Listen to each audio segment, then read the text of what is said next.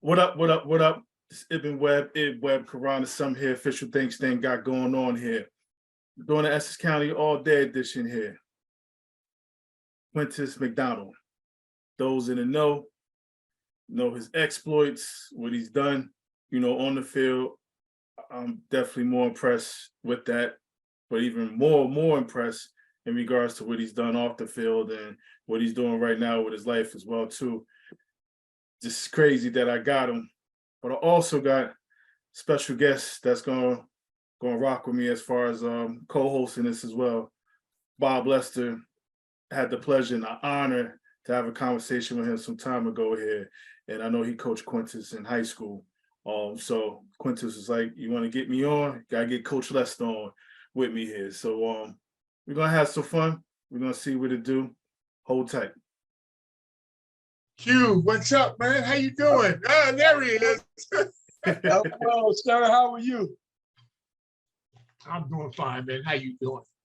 I'm great, man. Look at you, man. Looking like 30 years old. That's beautiful. I wish. I put something on my Facebook page the other day and talked about, our journey, being born in the 40s, 50s, 60s, and how time flies by so fast.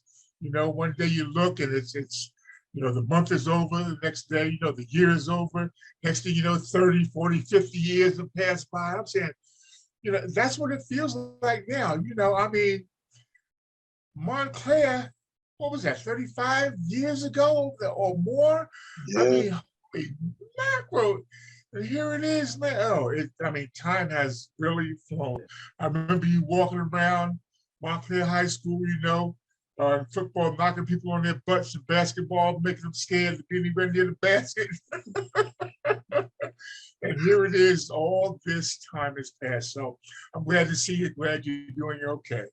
Yes, sir. Absolutely glad to see. Time has passed us by, but you know what? You look great. I feel great. Even old Ibn over there looking kind of all right. Oh, I just sorry. I'll take that. I'll take that. I'll take that. No, listen, I see the light shining all through you, young man. I saw that from the very beginning, and that's a good thing. And I like to surround myself and keep folks like you close.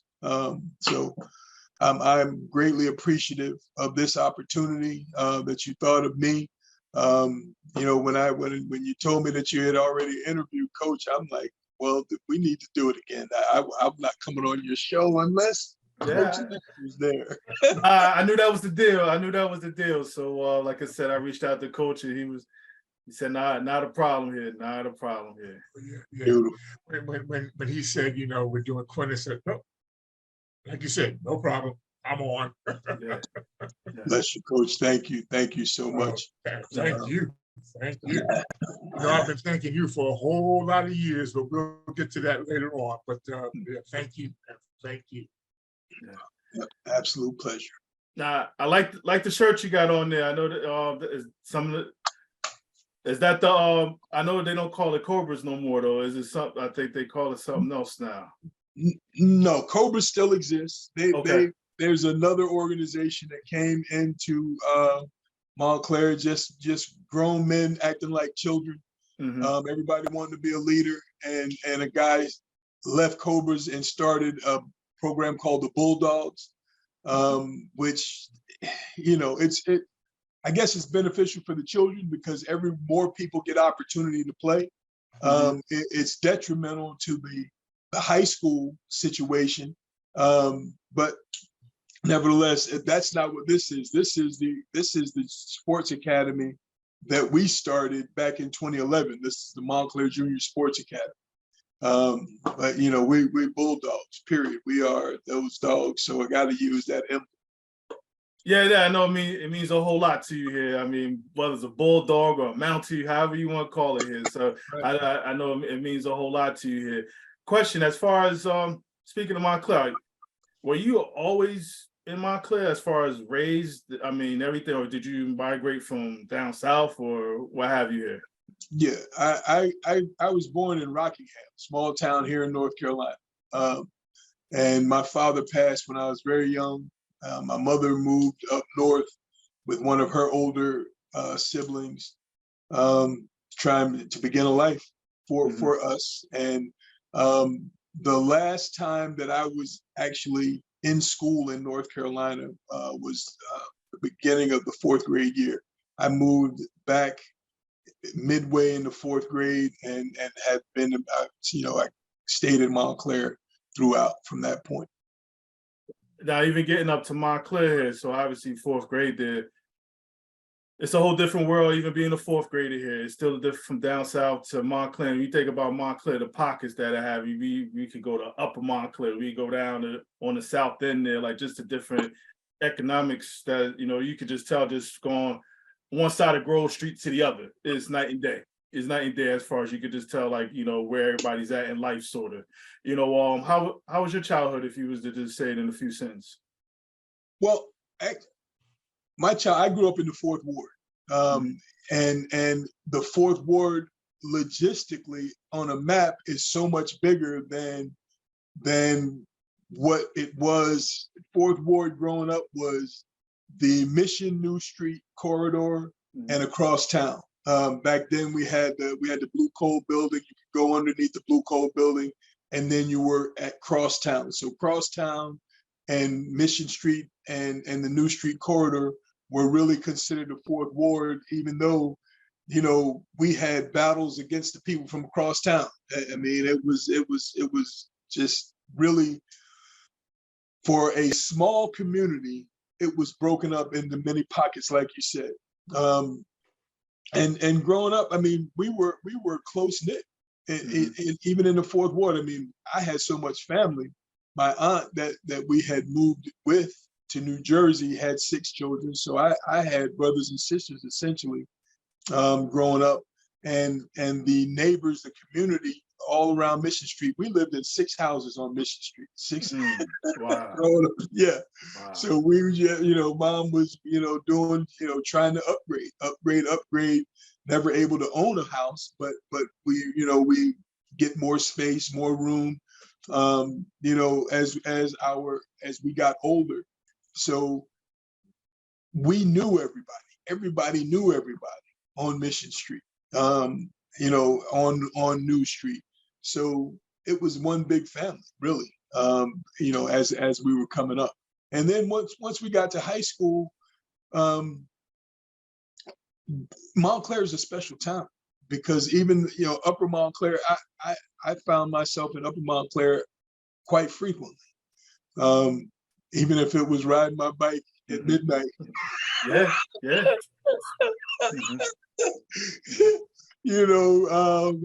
Doing what teenagers do. But even in the daylight hours, we were welcome. I was welcome, and a lot of that I know had to do with who I am as a person, and what I was doing at the time made it easy for white parents to palate this young Black man in the house with their young white daughter, because of Quintus McDonald. So I was able to see things, but when I talk to my boys, cats that I grew up with down in the fourth ward, we find out that those jokers was up there too, on the days that I was. Yeah.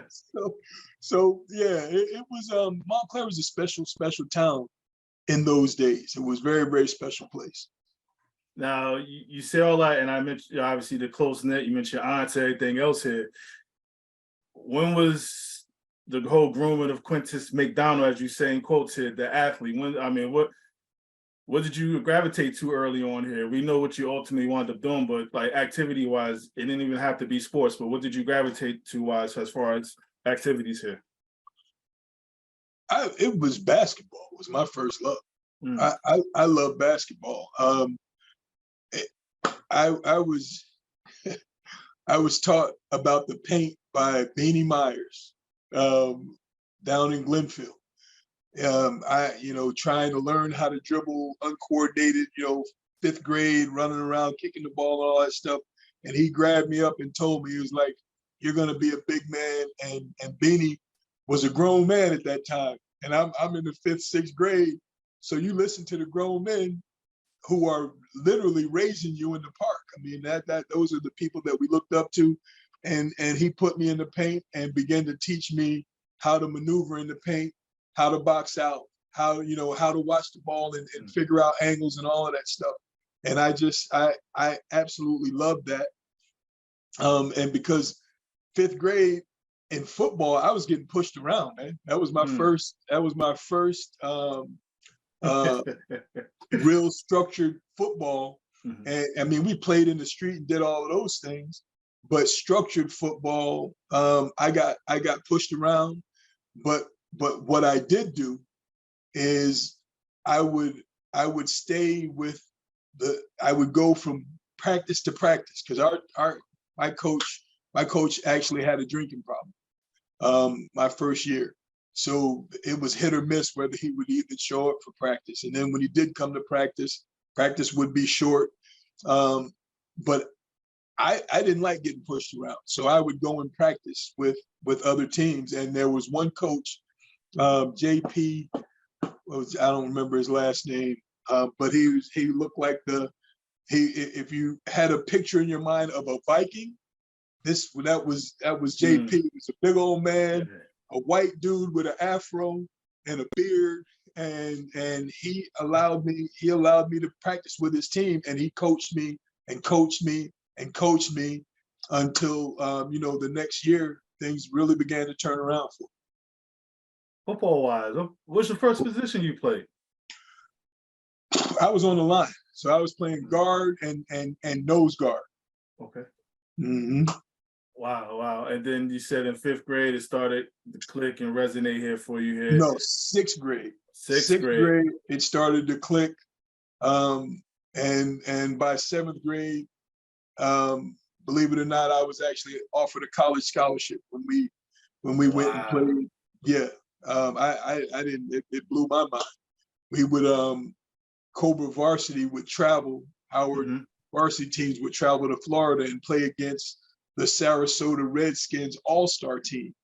So, and we went down there, and one of the Florida State alumni saw into the future, and he came into our locker room, and he told me some things. He was like, "Look, you decide to come to school here, you'll have a job for your mother, your brother will get a scholarship, and he knew all my business. He's like, your stepfather what kind of work does he do? It's like he works on, he's a trash man.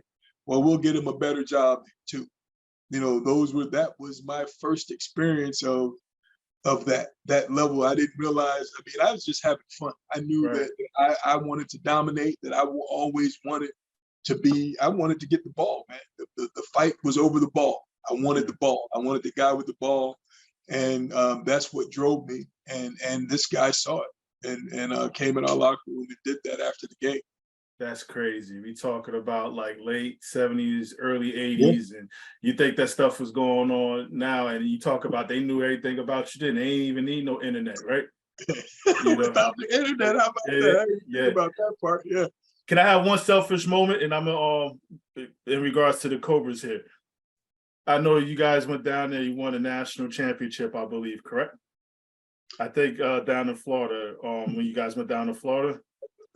You talking about Cobras? Cobras, the Cobra varsity, right? We actually, my 8th grade year, they won. They won the game. We didn't win 7th grade that year that I talked about. We did not win. The following year, they did beat that team. So, okay, well, you wasn't on the 8th grade team? I was on the team, but it was a weight limit. God, the weight limit thing. I know, right? It was a weight limit. Yeah. In fact, 7th grade, I had to run to lose weight. In fact, Jamie Esposito talks about it in the book, in my book. He talked about that, seeing me do that, which I totally forgotten that I had to run to make weight, while, everybody else was standing in line with all their clothes on. I was running around the track with the garbage bags. Yeah, garbage bags. Garbage bags on. Garbage bags, and one of our coaches, Mr. Bearfield, had Mr. Kenny Bearfield. Yep. Yeah. Is that his first name? See, I wouldn't even know. Yeah. No, Mr. Bearfield. No, reason I know, and I was just going to say my little selfish moment here. I played Cobra varsity too. We went down. We were probably the only undefeated team that 8th grade year. We went down to Florida. We won the whole thing. There's been arguments and disputes about who was the best team ever to come out of that whole program here. I mean, so I stand on my crew here, but you always get brought up and be like, and that kind of shuts down the conversations. Yeah, so that was just my own, like I said, selfish little moment here. Like I said, I was proud enough to be on one of the teams. We went down, ran the table from start to finish, even going down there. Outstanding. That's beautiful, man. That's beautiful. I didn't know that you played Cobras. That's a beautiful thing. Yeah, Mr. Penny. My one little selfish moment I wanted to sneak in since you brought it up. All good. All good. But the whole Florida thing, I don't know, Coach Lester, even with that, like back then was, even from the coaching level, were you getting tapped on the shoulder about elementary and young people, like as far as that goes here? No, I actually, my story does not become, let's say, recognized until my senior year in high school. That's the only year I played. Mm-hmm. And people, asked me how come I hadn't gone off the team before. Well, I lacked confidence. I didn't think I could make it. We had a really good program down at Central High School. They won the state championship my junior year. And, I said, they said, go out for the team, go out for the team. Well, just so happened on the day of tryouts in my junior year, it started raining. So there was my excuse. Oh, I can't go because it's raining. I mean, but that was actually a lack of confidence. So, our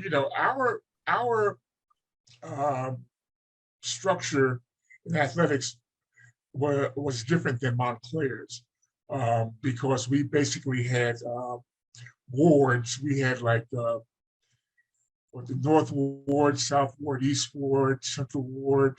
We had about 6 different wards, and we didn't compete against each other until we got to the high school level. And here's another thing. High school in Newark, back in the 60s, early 60s, only included 10th, 11th, and 12th grade. Mm. The 9th grade, we went to what they call junior high. Quintus, now, middle school with Montclair at 6, 7, and 8. And in Newark at that time, it was, you went to elementary school for 8 years, then you went to a junior high school for 1 year, and then you went to high school. So the entire structure was different back then. But one thing I wanted to mention before I turn it back over to you is that you bring up a name, Quintus, that's very familiar with me, and that's Beanie Myers. Yeah. Because I started my connection with Montclair back in 1966, 67, when I transferred in from a junior college in Kansas. And so after that first year at Montclair, I was actually it was my 3rd year of college, but I had another year of eligibility, so it was my 2nd year of eligibility. After that year at Montclair State, they asked me if I wanted a job. And I said, sure, I need something to do in the summer. So they sent me to Glenfield Park. Wow. And that's where I met Beanie Myers and, the Urbans and Yes. Roger Marsh, not Roger Marsh, what's Roger's last name? The police, Roger Terry. Roger Terry, Bruce Terry, so my first connection with Montclair actually began in 1967. So when you said Beanie Myers, Beanie was he was a little guy when I first met him. So I came to Montclair in '79 to teach and coach, but my actual connection with Montclair High School or the students especially the Fourth Ward kids, began back in 1967. You know? Wow. How about that? Wow. I think I lost my picture here. Let me put it back on.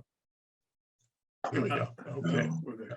Now, interesting. And then even coach, in regards to you from the coach's standpoint, I'm just curious, even back, like, were you going to middle schools watching basketball players? And I mean, was it prevalent back then as much as it is now? I mean, they go in elementary schools practically now. Yeah. But like, how about you? I didn't know, like, it's interesting, you know, when Quintus mentioned the whole thing around the Florida State thing. Were you in high schools? I mean, excuse me, in middle schools? And no, it was different in Newark. They, you know, we didn't have as much exposure as many other places, you know, smaller towns, you know, plus the economics were different. So, you know, I was in the Central Ward and, you know, we didn't have that much money, you know, West Ward, South Ward, you know, maybe up around boundaries of the North Ward, you know, those kids, they had most of Branchburg Park, so they could, you know, just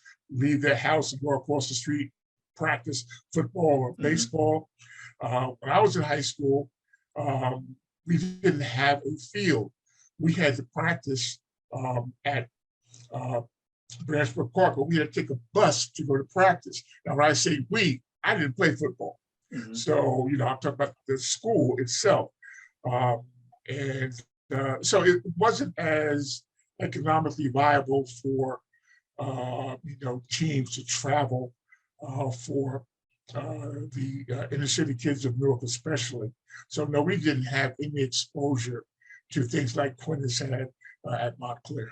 yeah. That you know, that's a great point that you bring up, Coach, because when, and I often, I'm sure that I mentioned it in the book, talking about it was a perfect storm for me coming into Montclair because of the economics, because of the exposure, because of all of the people who preceded me, including my cousin Stephen Puryear, who had just, you know, Craig Dunn and all of those guys, they had just brought a major spotlight back to Montclair football. And you had Johnny Cummings and Daryl Giles, you know, the DJ connection and all of that stuff. So there was a spotlight already on the program that was a exceptional program, had always been an exceptional program. You know, you know, Butch was kind of a mystical character because he just walked around with his hands in his pocket and didn't say much, but always won and always played. He would make the Montclair football schedule the toughest in the state on a regular basis on purpose. So those types of things set us up. And then you've got a basketball program that was beginning to blossom because we've got a Hall of Fame coach. We've got a coach who was doing some tremendous things in other programs. And now, you know, our basketball program is on the come up because they got rid of what had kept, you know, we had talent, but without a coach, your talent gets squandered.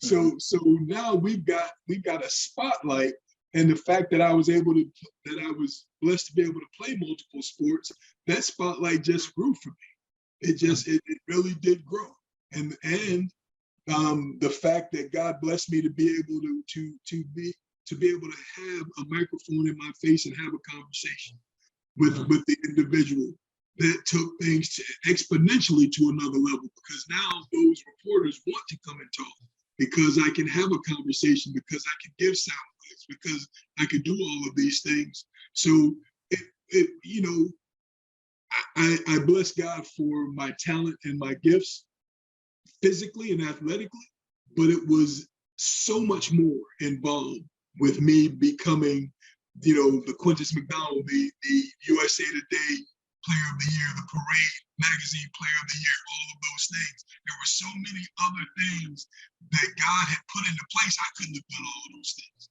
you know. So God had put these things into place, and I just showed up with a desire to win. Whatever we're gonna do, we're gonna win. Period. Whatever I need to do for us to win, we're gonna win. Let's do it. Right. Now let me ask you. You mentioned some of the accolades, but before you got to the accolades, when you get to this big high school, I mean, again, it's thousands of students there. It's just huge. I mean, you walk in. I mean, are you walking in immediately like with whether it's basketball, football? Are you playing varsity right from the beginning, freshman year, or is it you had to take certain Had to steps to work, get to? had to take certain steps. Obviously, football is a fall sport. We begin with football. Excuse me. And we had a lot of talent in my class, a tremendous amount of talent in my freshman class. So I started off freshman football. By the time our season ended, I had moved up to JV, so I had some varsity experience on the practice field. Never. I don't think he may have Thanksgiving when we went down to. I think he let some of us ride the bus. We didn't have all pads. We may have had all jerseys. I think that may have happened. For when we were playing Nutley. That was the last time that we played Nutley. It was my freshman year, and then we switched to Passaic. And from sophomore and as far as basketball is concerned, played freshman basketball, then was blessed to be able to move up. Myself and David Cummings moved up to JV basketball, and got a lot of experience from the older guys, many of which I had been playing against in Glenfield Park anyway. So I had some experience under my belt, and I knew what I could do best to help the team, which is play strong defense and get rebounds. Play strong defense and get rebounds and get the putback shots. Get the rebound, put it back up. Those things. Miss a free throw, go get the rebound and shoot a layup. Yeah. So knowing your skill set is a big deal, and I knew mine, and I tried to play within that framework. Yeah. Now I'll talk about football in a second, but Coach, seeing this gentleman come into this high school here, you recall just your thoughts, like even the early 9th, 10th grader, even up to senior year, like just your thoughts on him? Well, as a freshman and sophomore, he didn't garner as much attention from me for basketball, but football, I mean, everybody knew about Quintus McDonald, So I don't know, Quintus, did you play freshman and JV basketball? I played freshman, freshman year, and then I moved up to JV as a freshman, and then as a sophomore, I started. I was a starting center. That this just shows you how much attention I paid to, some of the lower programs. I didn't even know if Quintus had played, because I was pretty much watching the guys on the varsity. But like I said, the name of McDonald, Quintus McDonald, football. Well, yeah, I mean, but not so much in basketball, but. That did change, of course, because when we really needed him, he was there for us, and that certainly began in his junior year, which I hope we get a chance to talk about later on. But I paid very much. I paid strict attention to the varsity. I was really focused on the varsity, and I depended on my assistant coaches. Mr. Moss and Mr. Bowen and Mr. Valentine as a freshman coach to just get these guys ready to play basketball, once they become juniors. Now, if there's an outstanding sophomore, they would let me know. But when I think of Quintus, most people think of Quintus, especially in the younger years, they think of football. Of course, when they think of Quintus in his later years, then they start thinking football and basketball, because he did some great things in basketball and some, unbelievable things in football, being the USA Today Player of the Year. I mean, wow. But like I said, we'll get a chance to talk about some of those things, hopefully, because there's some stories I've got to tell about Quintus and his junior and senior year. Yeah. Coach, can I ask, you mentioned just the whole, obviously you mentioned your assistants and how difficult just being at, obviously I know you was at East Orange prior to that, but just these big schools here, like you get all these kids going out and, athletically, they're not necessarily, that top 12 or 15, but think about their home lives and how all that stuff just play a part in, like, hey, if I don't have this kid here, he might not never come back to school again. Again, I know it's business as far as winning games and championships and everything else, but those other factors, they sure, when you had to decide who's getting cut or who's moving on here, like, how did you maneuver all that stuff? That had to be difficult. Well, it depended on the school. I coached at 3 schools, as you know. East Orange, we had a lot of good basketball players. There were only 2 in my 6 years of coaching. I taught East Orange for 8 years and coached the last 6. But in my 6 years of coaching, there were only 2 football players that I waited for to come out from the team. And both of those were in my first year, Dennis Perkins and David Clark. So we had loads of basketball talent, and we didn't have to rely as much on football. When I got to Montclair, it was different. Montclair has some great athletes. When you look at the number of young men and women who played more than one sport, we had talked about Fred Matthews. Fred Matthews is a great athlete, football, basketball, other sports. Quintus, basketball, football. Now, Quintus, you probably could have played, did something else. You might have been track. I don't know, did Mr. Spivey ever get a hold of you and ask you to come out? Because I'm sure he might have had something for you to do. I can jump in. Can I answer that? Sure. Yeah, I'm the conference county champion in the shot put. There you go. Senior year. And second place in the state. There you go. Because I went out for track. In fact, freshman year, we still hold a record. Back there used to be a thing called the sprint medley, which they don't do anymore. Our freshman team has the state record for the sprint medley, and I was a part of that sprint medley team.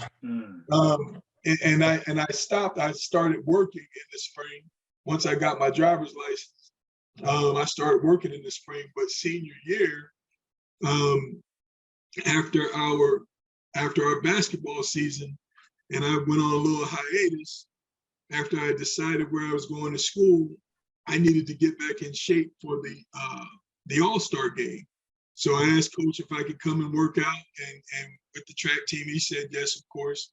And one day we were having a dual meet up at Montclair State versus the 2 Patterson schools. And I'm jogging around the track warming up, and he said, hey, Quintus, we need a second man to throw the shot put because it's a relay, shot put relay scenario. I said, okay, Coach, of course, like I said, whatever is going to help the team, we needed the points. I want to win. So I go down there, throw the shot put, and end up being conference champion, throwing the shot put, go to the counties. I win the counties. And I get in the States, and I took second place in Group 4 in the States. I made it to the meet of champions, but I threw my shoulder out actually when I at the state finals for Group 4. So and I didn't know it until I got up there and tried to throw that thing, and there was nothing left, nothing left in there. Wow. So yeah, there was a little track. I got a little track history too. Wow. Got a couple of championships there. Wow. No, So you wasn't just a participant, you were a champion. Yes.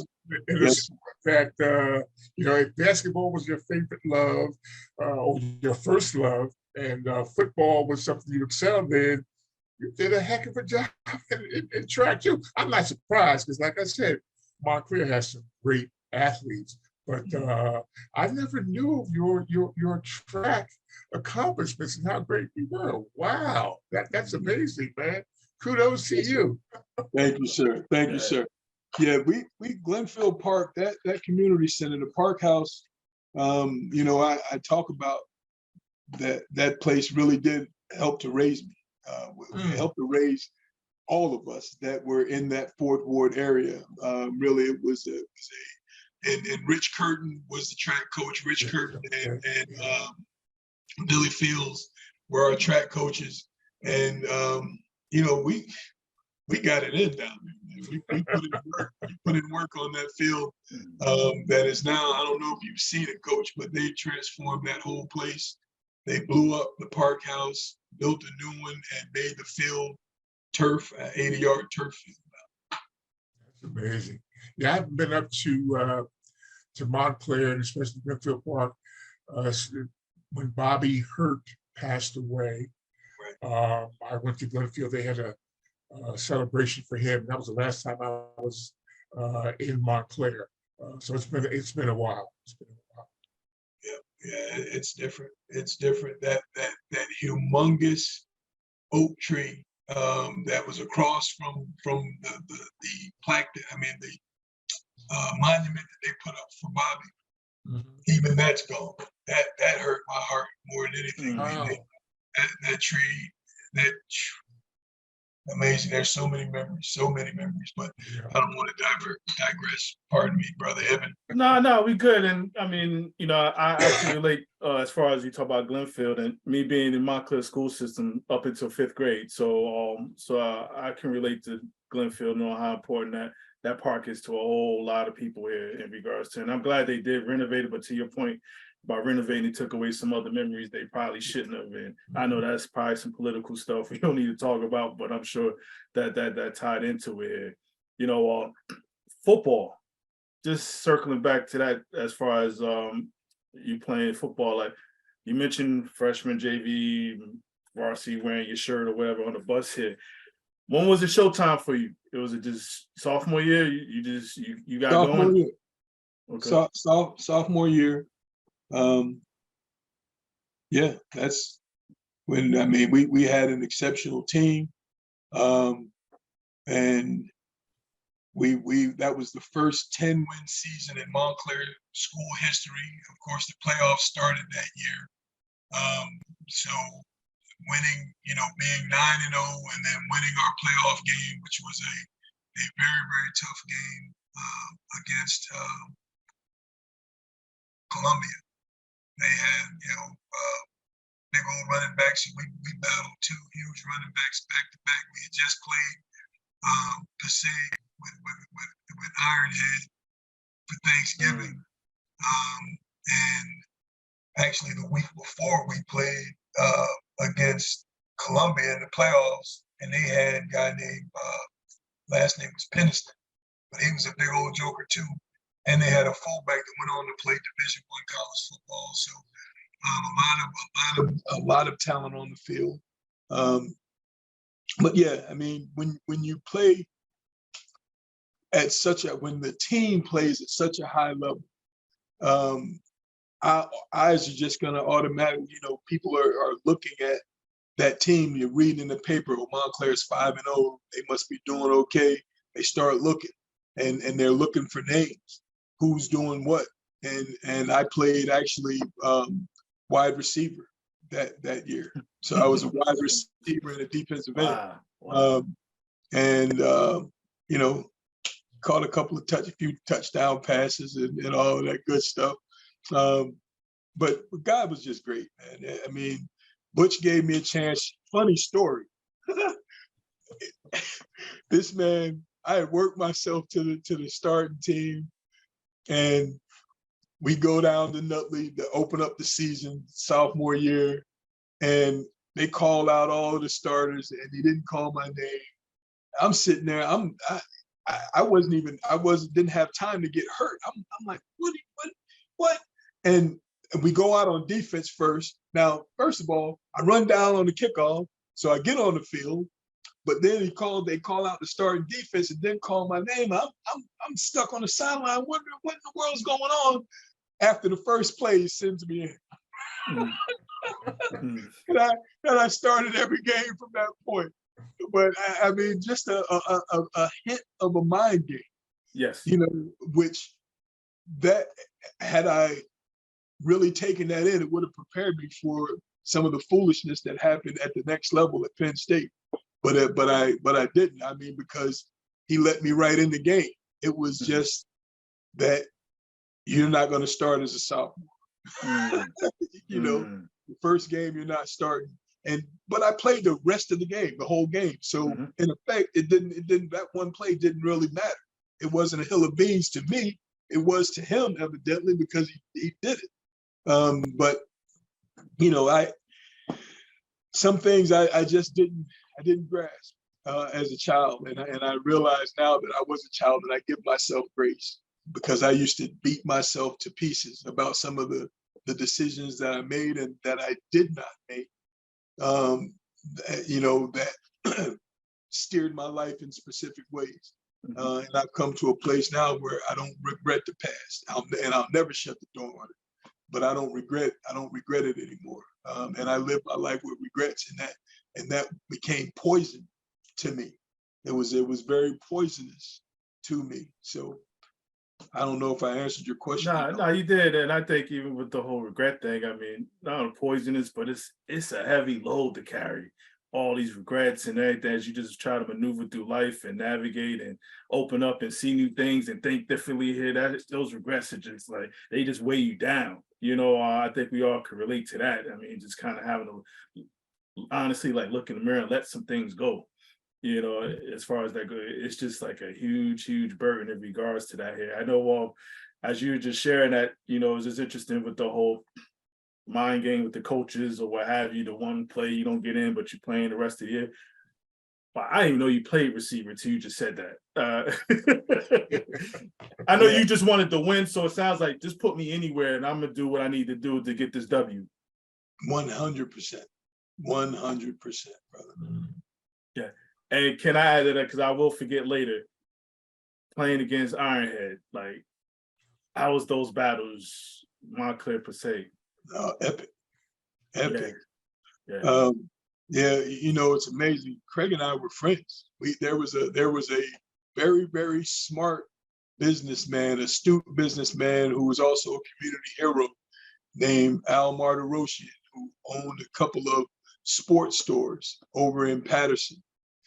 And Al would give us summer jobs. He would give the top athletes in the area. I mean, me, Craig, Nate, Marshall Greer, who was one of the top basketball players. There was a young lady who ended up running in the Olympics who went to Patterson. So he would have all of these top athletes working in his store, attracting people who are you know, who know our names, and then find out, you know, by who knows how they find out that we're working there, but you know, he's giving us jobs, keeping us out of trouble. Number one. Number two, it's a tremendous marketing plan for his sports stores. So Craig and I worked together for a couple of summers after that initial game, the epic game, when we were both undefeated. Thanksgiving Day, probably 10, 12,000 people up at Woodman Field. In fact, that was the first time that I ever got knocked out playing football. That was the only time that I got knocked out. Every other time I knocked myself out, knocking somebody else out. But they got me. They certainly got me. Was it a block or a tackle that knocked you out, or it was a tackle. Blindside, somebody tried to cheap shot you, or no, it wasn't. Well, it wasn't. No, it was legal. Okay. I like I said, I was playing wide out and tight end. So we had a play where I would move, I would do a tight end reverse. So we ran the reverse, and you know, I got guys hanging on me and I'm still trying to get extra yards, and the quarterback came and hit me helmet to helmet. And I don't know if you know Coach Rob, rest in peace, Coach. But when after the play, I'm on the sideline, and Coach is like, "How many fingers I got up, big fella? Big fella, how many fingers I got up?" And I was like, "Coach, are my eyes open?" Yeah. And he said, "Just lay back, I got you." And he was holding my hand. And when my vision came back, Coach Rob wore these drill sergeant shades. When my vision came back and I looked up, all I could see was tears coming down his face. Now, this is a man that was the hardest of the hard. You never wanted to cross Coach Rob. Man, I'm thinking, if Coach Rob is crying, am I still alive? What in the world's going on here? So, yeah, they took my helmet and took my pads. I went in the locker room to get checked out. And this was in the first half of the game. And I made them give me my helmet and my pads back and came back and played, which was extremely dangerous, obviously. It could have cost me my life, but God and his omnipotence let me finish the game with a couple of sacks and key tackles to win the game. Nah, thanks for sharing. And I'm to kind of, even when you and Craig here, you guys still stayed in rivalries in college. He's at Pitt, you at Penn State. So you guys still saw each other, then obviously the league or what have you here. Yes, Coach. Can I say one thing about that?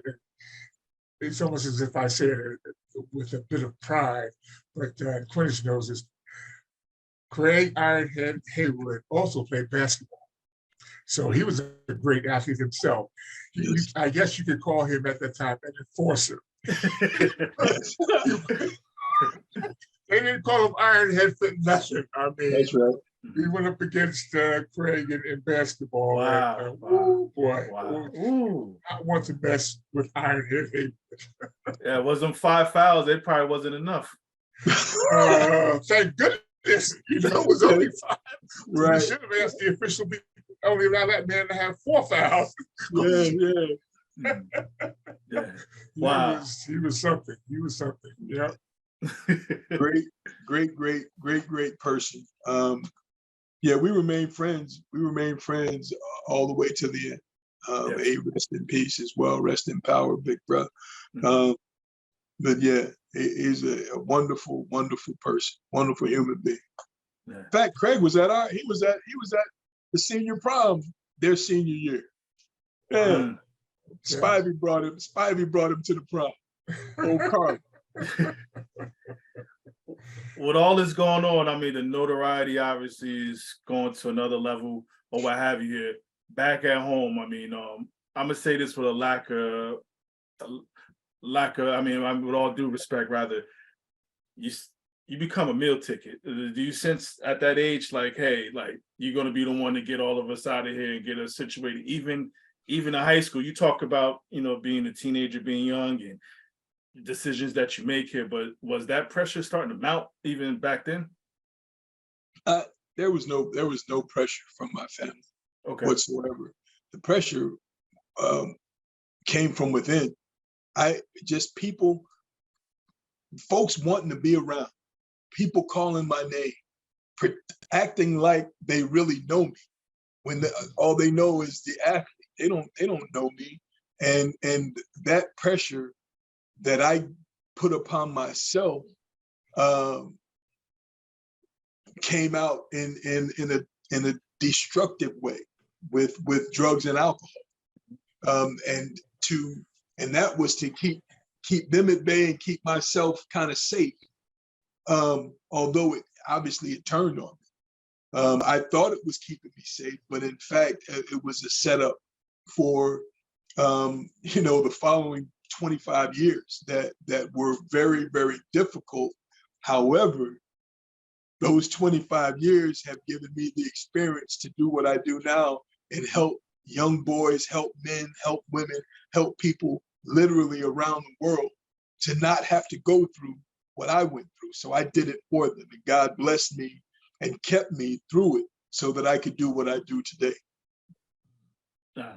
Now, well said. And I know this whole recruiting process on the football. I mean, you mentioned Florida State in 7th, 8th grade here, but obviously, back then you get the mail, things go in the mailbox. I mean, your shoe box or letters under the mattress, wherever you was keeping stuff out here. Like, Garbage bags. wow. How Three, was, wow. three, three 64-ounce Woo. humongous garbage bags filled with letters by the time I was a senior, not to mention the ones that I threw away. Mm. Who's helping you with this process back then? Sandy Hunter was someone who knew a little bit about it, and they would go through Sandy. Probably disturbing coach too. I mean, but coach didn't, he didn't have anything but support for me as a human being, as a person. There was no trying to push me one way or the other. And Sandy didn't do that. Sandy didn't do that either. But Sandy was kind of a conduit. In fact, I think Sandy is the one that took me to Penn State the first time. We went up because Darryl Giles was there already, so it was easy, an easy, link, 4-hour drive, nice opportunity to get out of the city, if you will. So he was helping. There was no guidance from Butch. He just sit there, when big name coaches came, he made sure that I met them in the office. And guys would, back then they could only have three official visits to you. And they would use up their visits and then, show up in the basketball games, all through the stands. They'd show up when I come home from basketball practice, they'd be lined up on my street. It was just terrible. They were giving my mother the blues at her job. They knew where she worked, so they were showing up at her job. All kind of things. Wow. So the guidance through the process was really, having conversations with my mother, and she told me initially that it was my choice. That's the way it started. But as the process drew out, and I really wanted to go to Southern Cal. I had thought about being a Trojan from the first time I saw the horse and the guy with the gear and the sword and all of that. I was like, yeah. And to get to play on grass, all of that was very, very appealing to me. When I got out there and saw where it was located, that took me back a little bit. Didn't really want to be in a city environment. Montclair is a township where Southern Cal is located. Felt like New York City to me. So when I saw Penn State in that countryside and all of that, that was very appealing as well. So my mom let me make the decision. When I went to Notre Dame, it was so cold, I knew good and well I wouldn't go back there. I got sicker than I had ever been in life when I returned from that trip. UCLA just looked fake. Didn't want any parts of that. So it boiled down to what it boiled down to. And my mother was the one that I would say was the one that had the guide going. Now, Coach, as he shares this, I mean, and I know he talked about, coaches going, to basketball games, and I'm sure you've dealt with this, with other athletes as well, too, recruiters, whether it was different sports, but still trying to see that one athlete in multiple sports here. But in this case, just, being straightforward, Quintus was different. Again, he's coming off, the whole country knows him, in regards to what he had going on and what he accomplished here. Like, again, how do you manage all of this and how in regards to this? Well, it wasn't that difficult for me because if some coach during the basketball season asks a question about Quintus, I let them know, right away. Look, this is, Quintus is not going to play basketball in college. He's going to play football in college. So I think you should talk to people who are more inclined to know more about him as an athlete. But I can tell you about him as a person, So, they really, didn't want to speak to me about that. And if Quintus had to go to a visit or anything like that, he had the freedom to go because Quintus actually was doing us a favor. So I was going to say, oh, no, you can't go here, you can't go there. No. I was saying, thank you. You want to take that trip, go ahead, you can do it. I think, didn't you miss one game, Quintus, where you had I think you missed one game where you had a trip? I'm not sure because, it's a long time ago. And my memory is, I suffer from CRT or CRS right now. And if you know what CRS is, then, but if you don't know what CRS stands for, I'm not going to tell you what it is because it's not, this is a family show, so it's not something to discuss, but I tried not to stand in the way of Quintus having to take trips, having other coaches, trying to grill me about him, because coaches I found in recruiting, some coaches will do just about anything they possibly can to get a great athlete. And if that means that,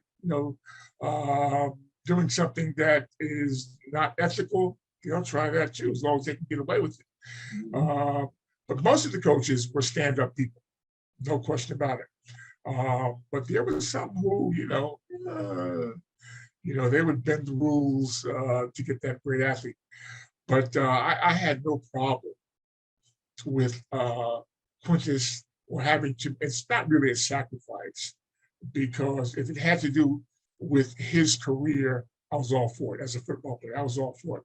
Because like I said, I knew Quintus is doing us a favor more than, us having some control or me having some control over whether or not he can't go. He was doing us a favor. So how can I put, all those rules on him? And if the other players, and I think the other players recognize that too, this is Quintus McDonald. Okay, he was that big. He was that dude, So you have to take consideration, all that. Sometimes you can't.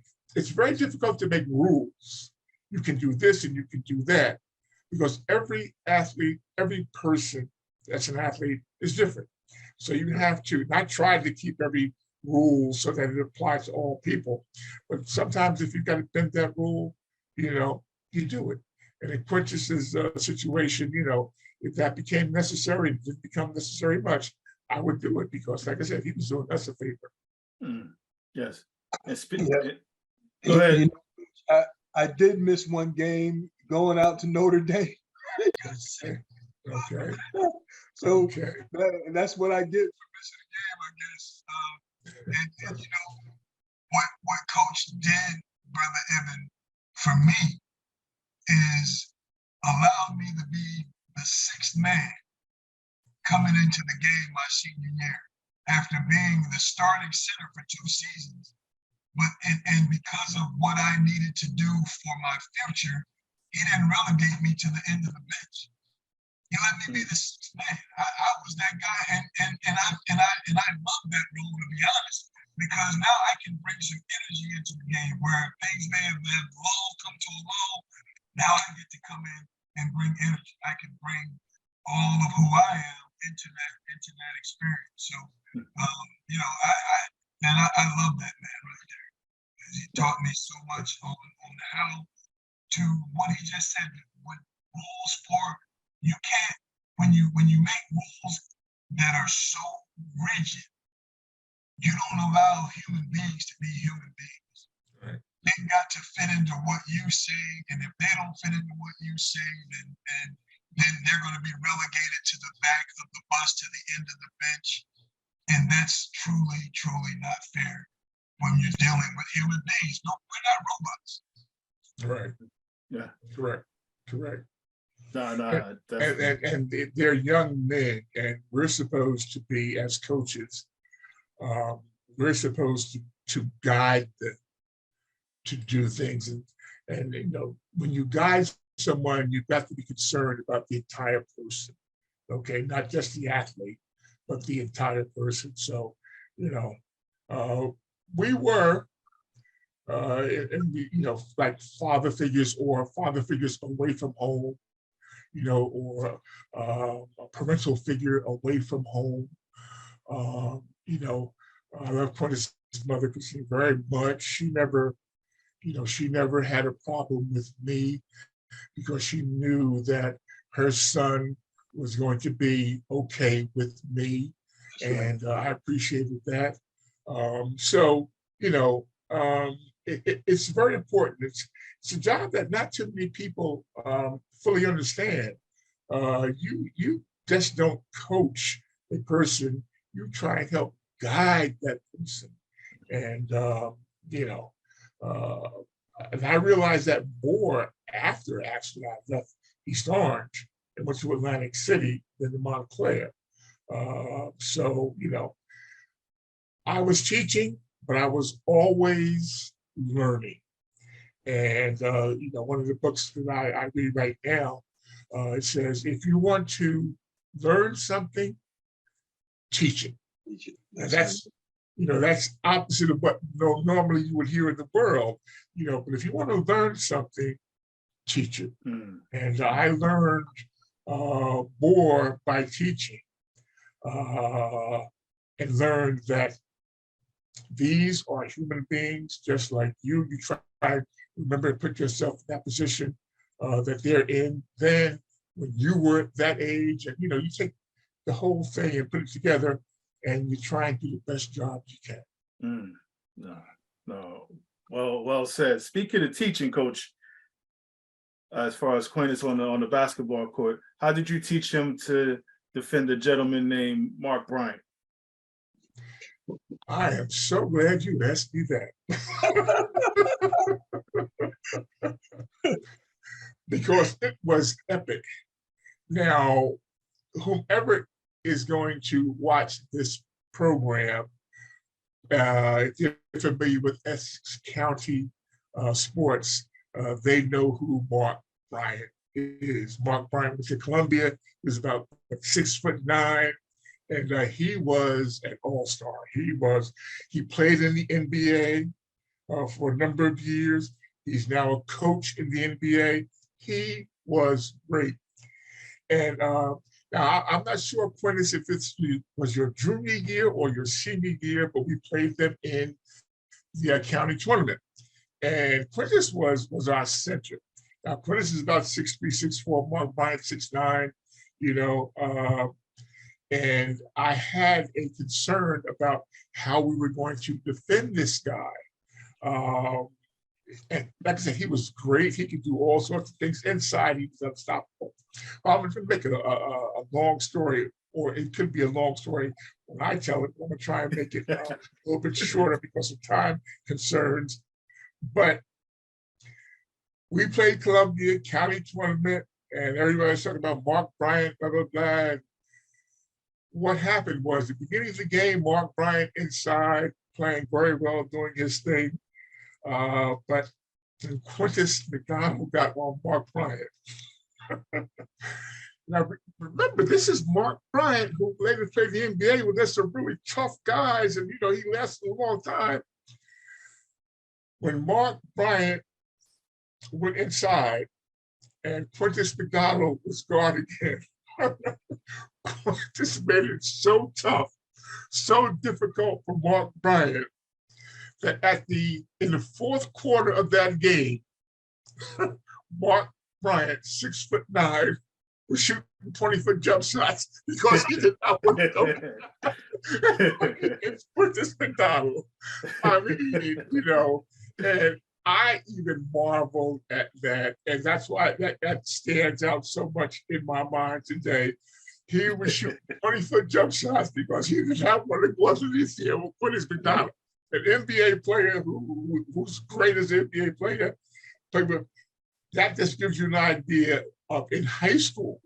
In high school, he got better. Quintus got better. He got stronger of what it was like to be inside. with Quintus McDonald. Hmm.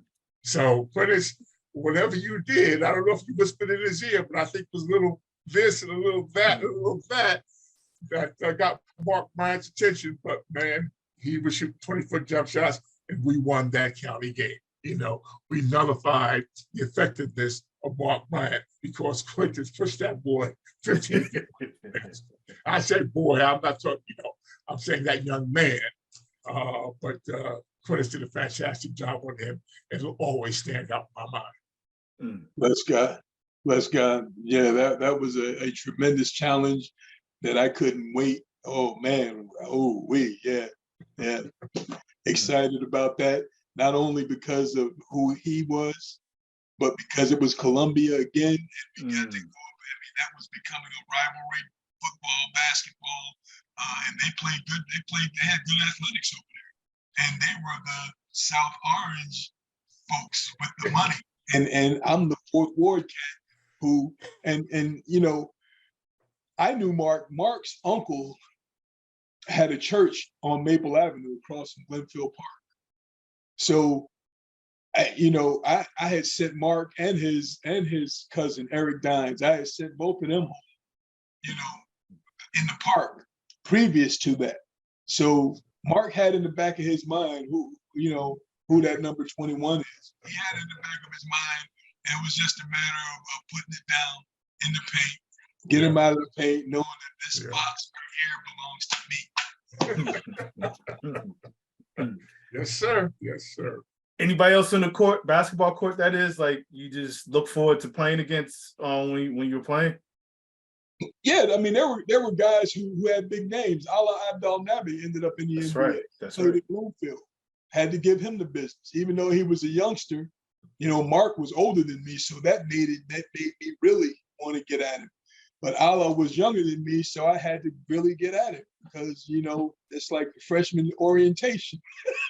So and then what's the kid from Elizabeth? That Goodson? Gatling? Was it Gatling? Chris Gatling. Chris Gatling. NBA player. Yeah, ended up in the NBA. They robbed us on that game, though. They took that game from us. But Gatlin, I mean, he had a jump shot, so he knew not to come in the paint, period. But that rascal, he was lacing him up from the outside. Got to give that to him. And he was left-handed, I think, too. And he was left-handed. Yeah. Mm-hmm. Yeah, wow.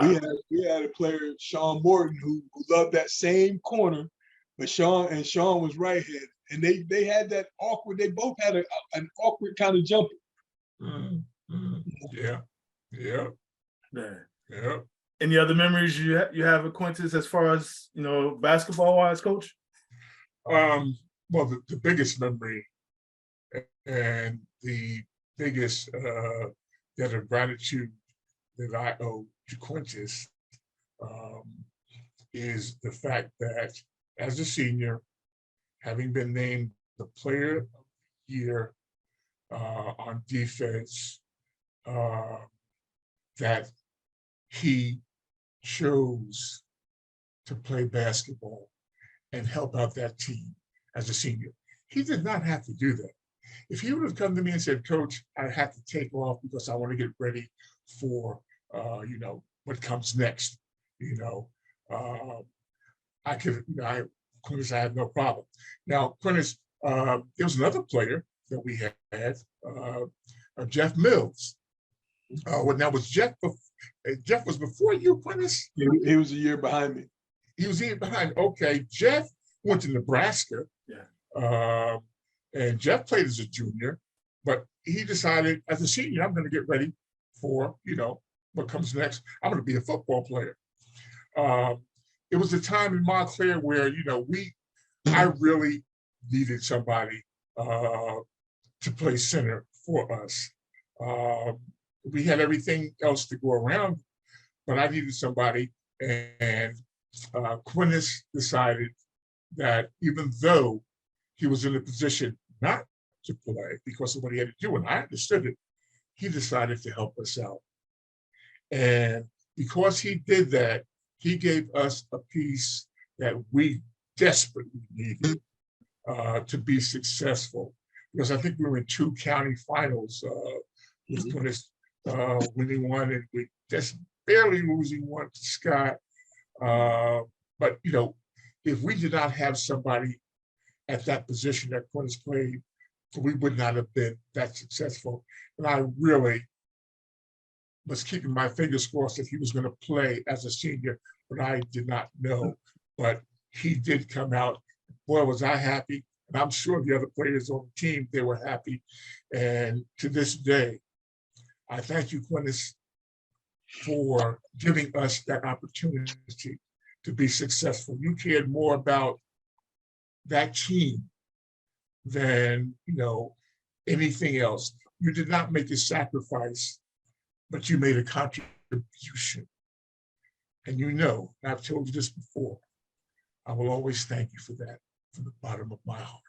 Thank you. God bless you, Coach. I knew that I only had one more opportunity to be around the greatness that is Coach Bob Lester. There's absolutely. I think we're both cheering up, man. We're both cheering up. That, I mean, that's just how, you know, we both feel about it. Can I add a little light to this here? Quintus, do you remember a certain color suit Coach wore? Or you were around when he wore a certain color suit at I think was Montclair playing Camden? Am I correct, Coach? The white suits? White suits. Yeah.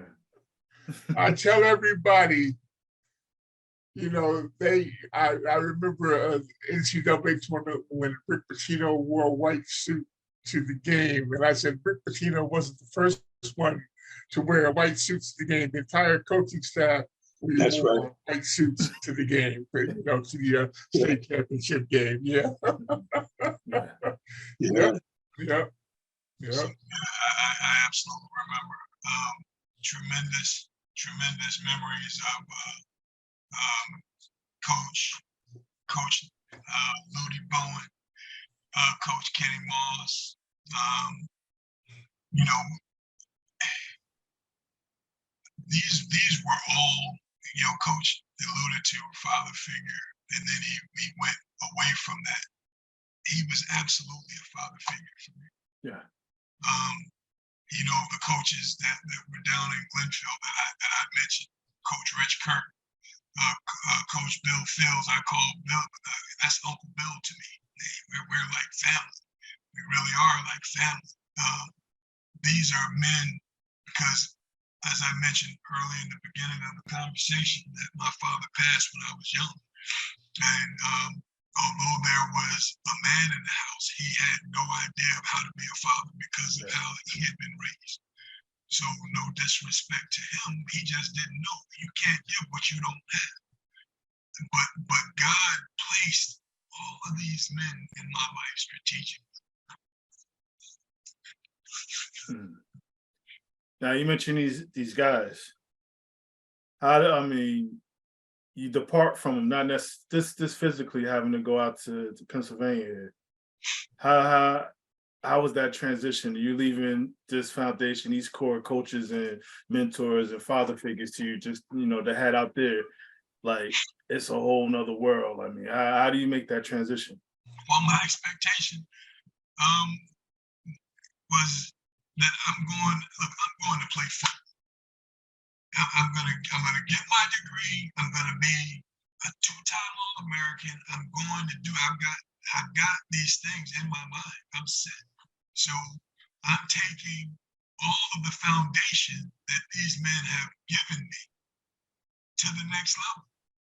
And I know my God, and I'm expecting that he'll bring what's needed for next. And he did. It just was not what I expected. Because you go out there obviously with a target on your bullseye just based on everything here, and you know it's a lot to carry. I mean, again, back then I know Penn State was independent, so they playing, you know, who's who as far as college football is. So just even competition wise, when you mentioned you had your goals, but when you got on the field here, like Was it like just another day at the office, like as far as you playing and your skill set back then? Well, when you say another day at the office, a day at the office for me was I'm going out here. As soon as I pull that helmet on, I'm making a decision that I'm going down. Period. I'm going out here to dominate. Now, does it happen? Do you get beat? Sure, you get beat. Things happen because there's now you're going from being one of maybe 7 elite players on the squad to now you're one of probably 40 elite players, because back then we had 120 cats.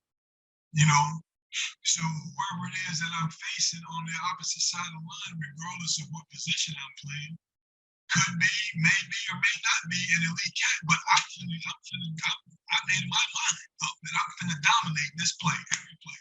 I'm going to dominate. I'm going to dominate. And all that does is make you a better player, and it makes the players that you're playing against better players. So, I mean, there was no fear. There was no apprehension. All I wanted to do was get to it. Just give me a chance to get at it. When we cross the line on the field, it's more time, period. Because you had to make another adjustment too, because you switched positions when you got to Penn State, correct? I didn't switch positions. My position was switched.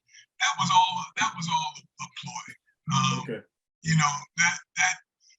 That whole scenario. I mean, they showed me where I would be on defense. They asked me what position I wanted, what I wanted, if I wanted to play offense or defense. Now this is during the recruiting process. They're asking you this. Yeah. So okay. I'm saying this is linebacker. I play linebacker if I come here. I hadn't made my decision yet. Excuse me. When I talked to the folks at Southern Cal, they were like, "Man, you can play both. We want you as a linebacker, but we might just use you as a tight end too." And I'm like, cool with that. That was them being honest. Well, what Joe was doing was trying to get me there, thinking that I wanted to play linebacker. All I wanted. You're on mute. Sorry about that. All I wanted to do was play, just be out there helping my team to win. So after the third day of 3 days, Franny comes to me and tells me that, the big guy wants to talk to me. Like, what? I mean, he's in my grill, giving me the business. I'm doing everything that you want. I'm doing it at a high level. I'm moving up. I could see it was evident. People watch, you watch the other players do what they do. And everybody can see who's rising to the top. Now I'm rising to the top on defense. You tell me to talk to Joe. Joe says, look, you can help the team if you play tight end. Help the team. That's all I needed to hear. If I can help the team to win, then come on, I'll play tight end, not a problem. Go out and play tight end. Start my freshman year, the first game of the season, I'm the starting tight end with the assignment to block an All-American defensive end who's a grown man. I'm 18 years old. But do I get it done? Absolutely. This man has 1 tackle and no sacks. Led his team in sacks the previous year.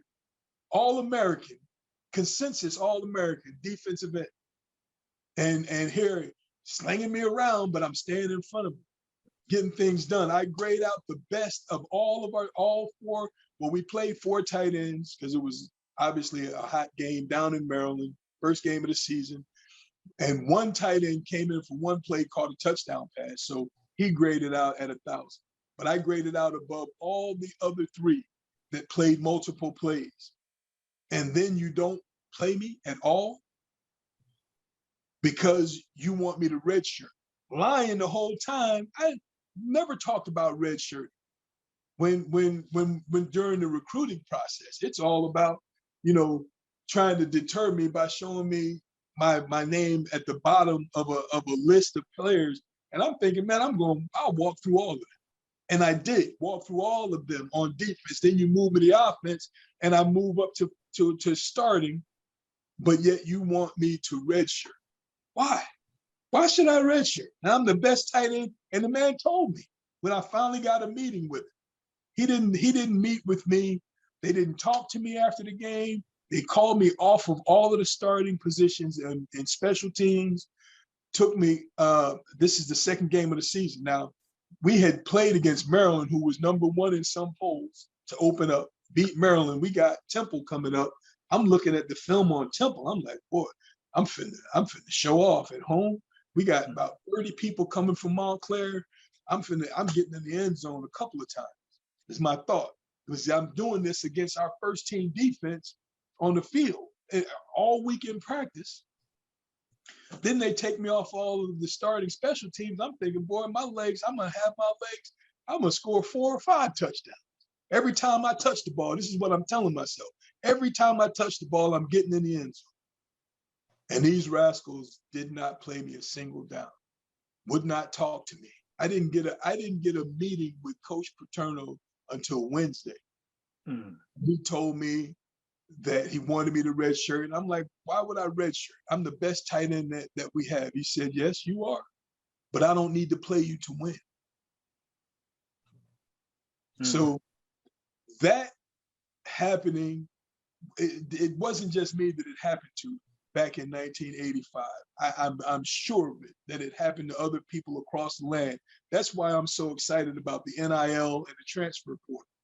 The transfer portal specific to this conversation that we're having, because in those days nobody transferred. Wherever you go, that's where you stay, regardless of what's going on. Now, did that thought cross your mind to be out of there? No, because I love my teammates. Okay. I love my teammates, and I figured they're gonna have to use me at some point, and I'm not gonna redshirt.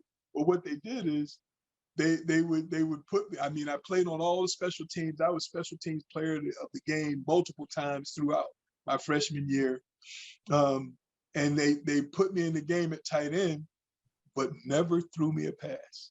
Never ever called a pass play when I was in the game. So, and then we end up undefeated, playing for the national championship. Excited about that. We lost to Oklahoma, but we made a. Yeah, I hit the mute. There's no way in the world my batteries would have died too. There was no way in the world I was gonna leave after we came together in that locker room after losing to Oklahoma. And we made a pact with one another as a team that we were gonna get back and we were gonna win it the next year. And we accomplished that. And there's another story behind that and what happened. I went back to playing linebacker in the spring. I get most improved player award, Jim O'Hara award for all of that I did in the spring football. And we go through the season. I have some tremendous games, and we put in a brand new defense. I'm gonna try and get this in before my battery shuts down. We put in a brand new defense because of the Hurricanes with 6 linebackers, and I'm 6. I'm the number 6 for the entire month of December as we practice. I'm 6 with the first team defense. One time out of all of the practice plays, one time I was out of position from the snap of the ball, but I recognized, got back into position, and made a big play.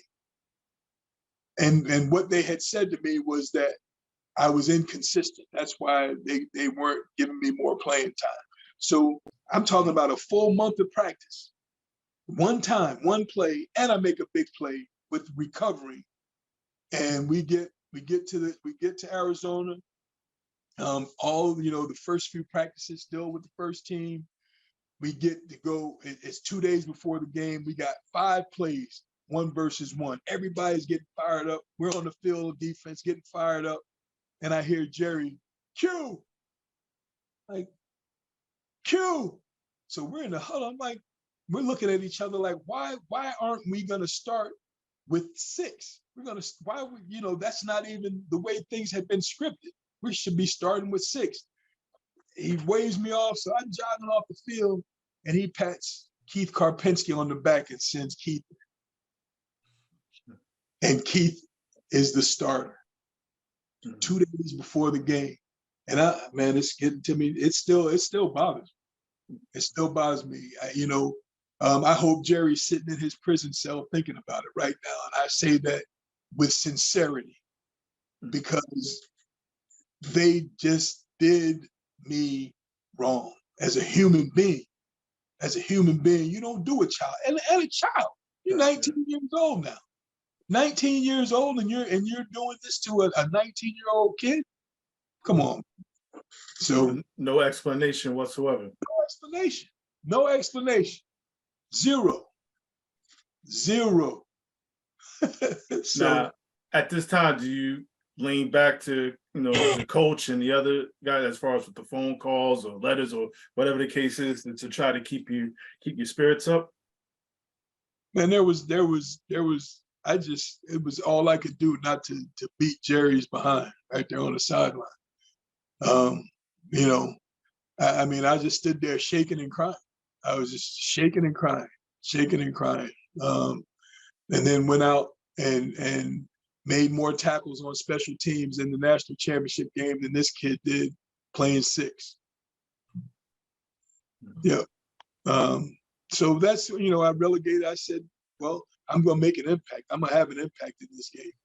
And I did have an impact in the game. Made Michael Irvin fumble, just on and on. I think I had like 4 tackles, key blocks on kick returns, just a number of ways that I was able to impact the game still, even though they pulled me out of my starting position. Coach Lester, do you know all this is going on back then, if you could recall? No. I had no idea, because you unless you go watch the practices, you have no idea what's going on. All you do is see the picture as it plays out on TV, or if you're in the center. You don't know what goes on in those practice sessions. So I had absolutely no idea. I appreciate you being transparent about some of the stuff here. Now, even with all that going on here, you do well, you play well. Now that last championship game against Miami, and it hates for me to say that because I'm a Miami fan, but as far as now, that was was that your senior? I mean, as far as what year were you in? Sophomore year. So you come back. Like, how was the temperature there as far as yourself and actually playing and getting more playing time during your senior year? Well, they changed my position again from the one outside linebacker. They moved me to it was a linebacker position that was more like a defensive end, a blocker. You stand up. It was a stand-up blocking position. Essentially, I was a blocker on defense. I would block everybody so that the other linebackers could make the tackle. And that was difficult because I was able to make people miss and still make big plays and make tackles, but it was outside of the system that was created. So I had to learn how to play within the system. So that was a learning process. And you think about it, this is my 3rd season at my 3rd position. So each year there was a learning curve, a little bit. I mean, we got things done. We practiced so much in preseason that I was able to pick things up. But the learning curve junior year was, don't make the big play. Don't make the big play. Stay within the scheme. Stay within the scheme, which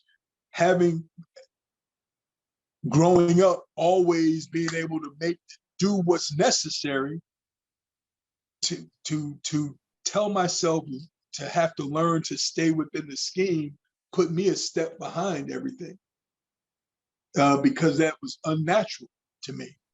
Staying within the scheme. I see the guy coming down, the fullback coming down the block. I know he wants to kick me out so the running back can get inside. If I can make him miss and get the running back for a 3-yard loss and cause a fumble and then get yelled at, I mean, that's a real scenario to just get yelled at, cursed out, papers thrown at me, the whole 9 yards. I mean, I'm laughing because I can hear Joe's voice in my head. Yeah. That's McDonald. What are you doing? You can't do that.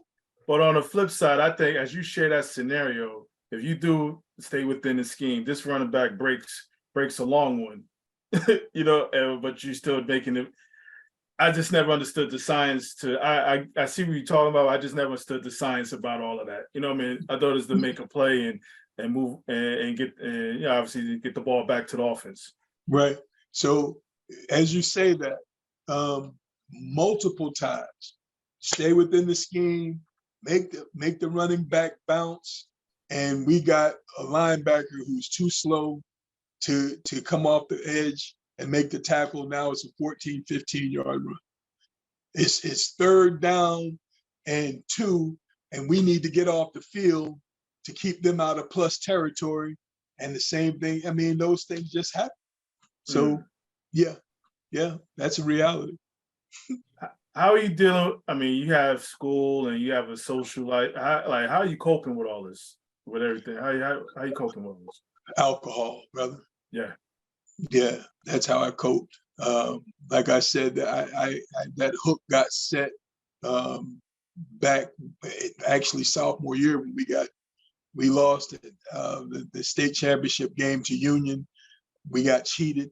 I'll say that we got cheated. The guy placed the ball way back, and Butch didn't argue, and a hook was set then.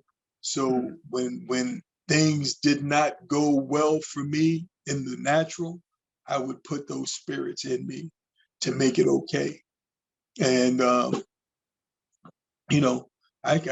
can say praise be to God now that I don't struggle with that. We're coming up on 13 years of not having that as a struggle, indeed. But it took me for a ride. It absolutely took me for a ride, and still playing at very high levels, obviously. I took a lot of money out of my pocket. I took a lot away from my family. When you talk about in the beginning meal ticket, there was certainly, I could have done so many things for my family, but now I get to do it for my family of humanity on a much grander scale because of the road that I traveled, which is not, it's a less road less traveled, especially to make it out. Many people don't make it out. I mean, I'm sitting here now with a bullet in my body. I just left the meeting that I had that I wanted to make sure I got done is with a young man who I'm walking with in this journey of sobriety, who asked me, to work with him. And it gets defeating sometimes when the men that you work with don't stay sober. You begin to pull some of that on yourself. And I had to have a talk with myself and get an understanding that, boy, you were out there for 20 plus years with people trying to help you. And it wasn't their fault that you kept making the decision to go back. And it's not your fault that they made a decision.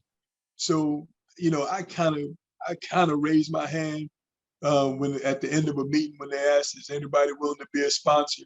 And I saw this youngster sitting there looking at me the whole time throughout the meeting when I shared. So I raised my left hand a little bit. And sure enough, after the meeting, he came and asked me if I would walk with him. And we've been walking together for a little more than a month now.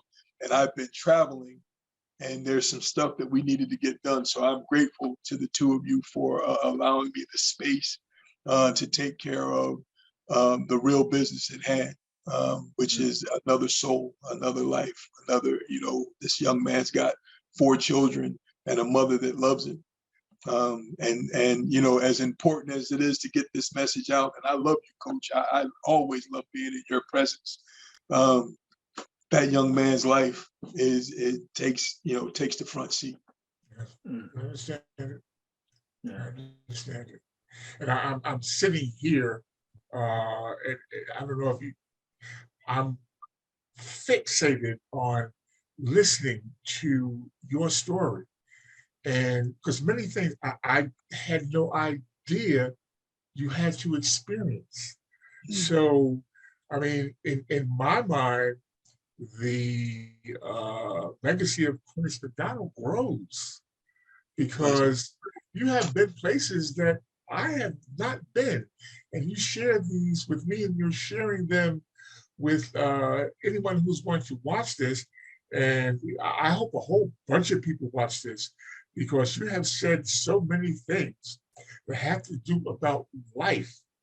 I know when I was coaching, I started at East Orange because when you start coaching and people don't like you for this reason or that reason, I tell them, don't judge me now because if you do, you're going to hate me. But come back in 4 or 5 years and tell me if there was anything that I told you that wasn't true. So to hear you say this, I'm like I said, I'm hoping people hear this in as many arenas as possible because you're speaking things that will go just beyond this short meeting we're having here and maybe save even more lives other than the ones that you're physically touching, but the ones that you might touch just by hearing your words. Thanks again, Quintus. Thanks again. And before you comment to Coach here, just to kind of add on, Quintus, you once said that you're not finished yet. Is that true? Still true? Oh man, I'm not. I'm a long way from finished. I'm not tired yet. The Junior Sports Academy. We've got a mobile training academy. We're working with youth in Allentown, in Indianapolis, here locally in North Carolina, as well as around the suburbs of Atlanta, and open to, go and have conversations with whomever.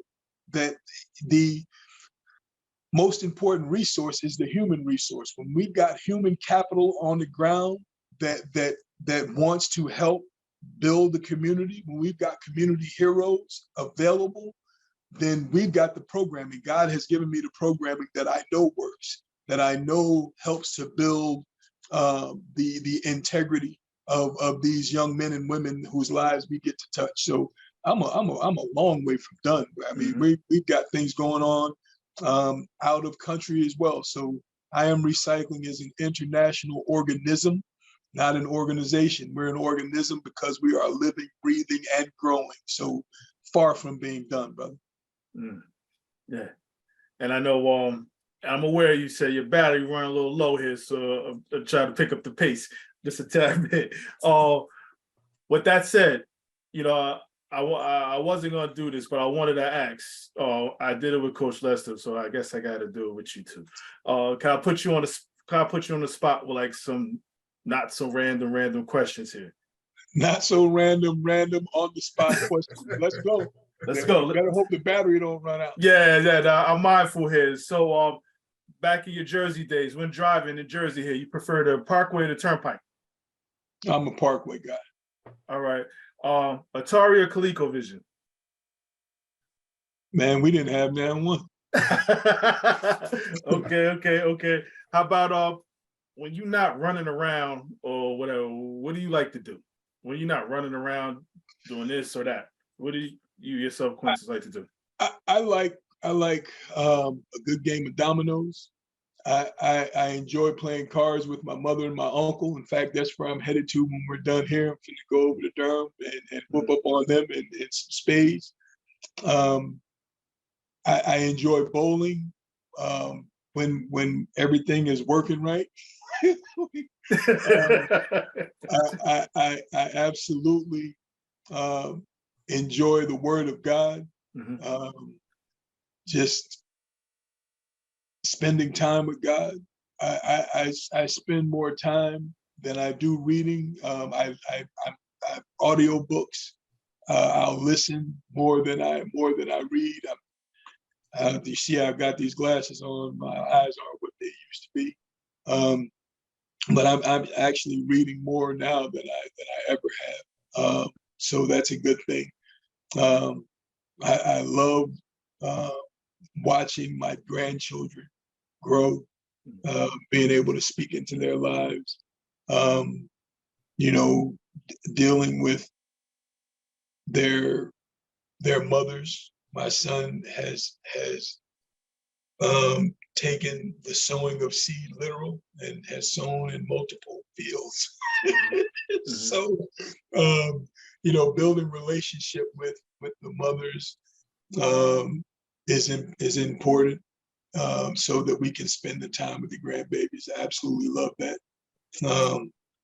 Yeah, and that's, you know, I like walking on the treadmill and visiting places.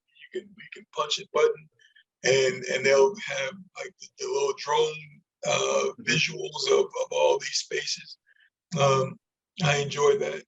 I like sitting in the steam room in the sauna, the executive workout, more than I like lifting weights. That's all right. That's all right.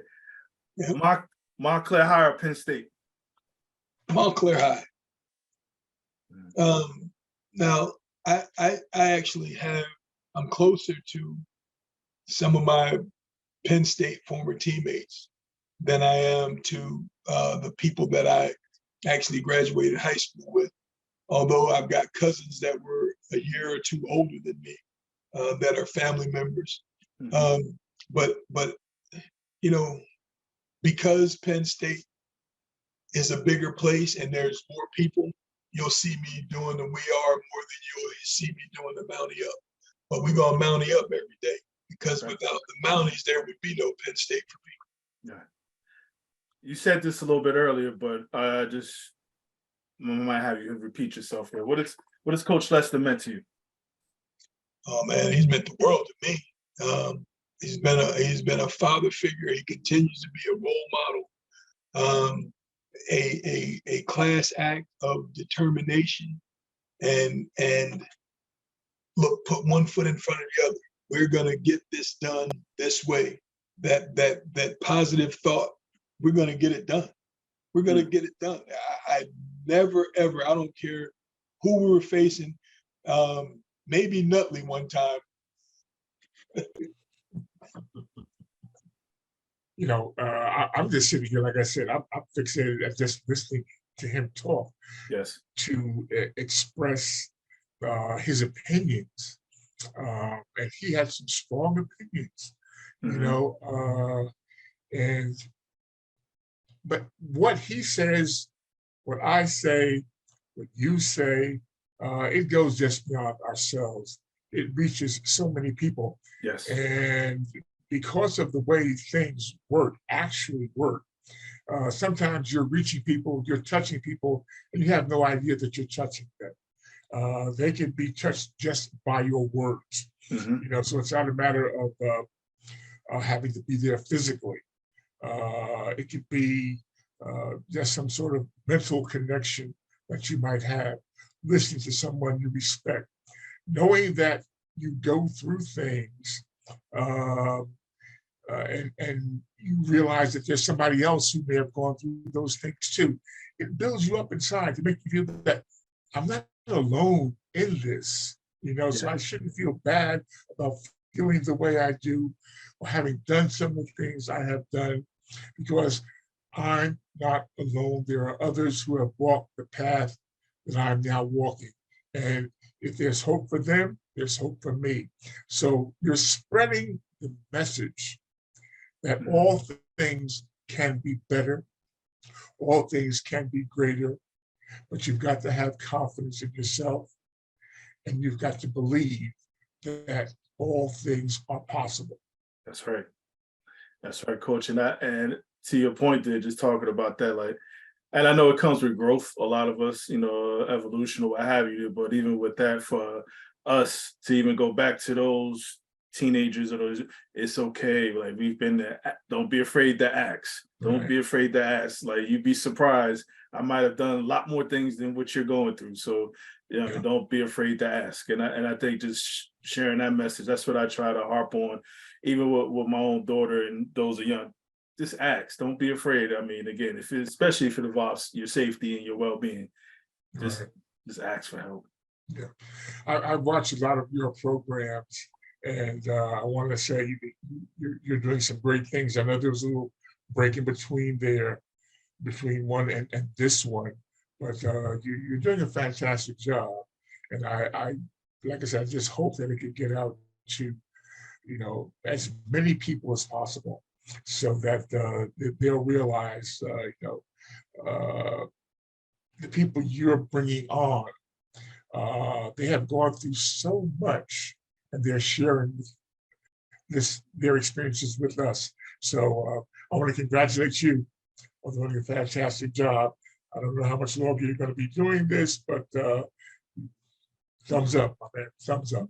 Nah, thank you, Coach, and I appreciate the comments here. But as individuals such as yourself, and like I said, just I'm kid in the candy store. Just listen. I mean, just you hear about individuals, you read or you see him or her about, and for me to actually have opportunity to hear a little bit of your walk. I mean, it's cool here. So no, thank you for all that, and thank you for jumping on here, because like I said, you was the piece to get him on here. So so I appreciate you just sharing your time, and I know the retirement life, you get to do a lot of fun things here. So I'm glad you was able to squeeze this in.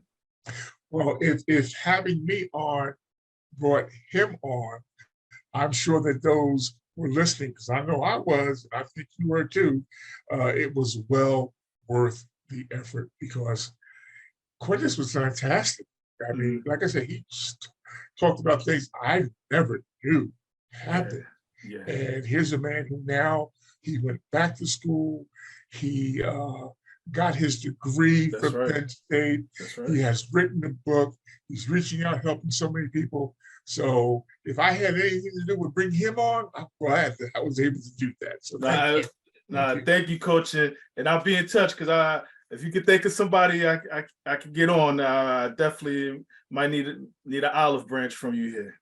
Well, I'll make some suggestions. I think we had one person, I forgot who it was, but there's another person I want to bring on who has a fantastic story about his family, who played basketball for us at East Orange High School, doing some great things. So yeah, I'm going to stay in touch. Absolutely, Coach. You be well, and enjoy the rest of your day. Thank you. I appreciate it. Take care. Bye-bye. All right. Wow. It don't get no better than this here. Like I said, like I mentioned to Coach Lester, kid in a candy store, to get him and Quintus on.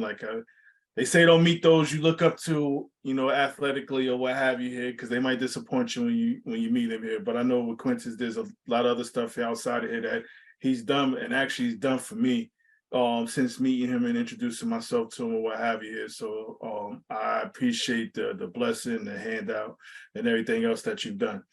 Coach Lester, what more could be said? The man that you are, and how all of us, whether we played for you or not here, just the man that you are here. Thank you for just everything that you've done. With that being said, I'm just going to step away. I put my hand over my heart. That means I feel you. Yeah.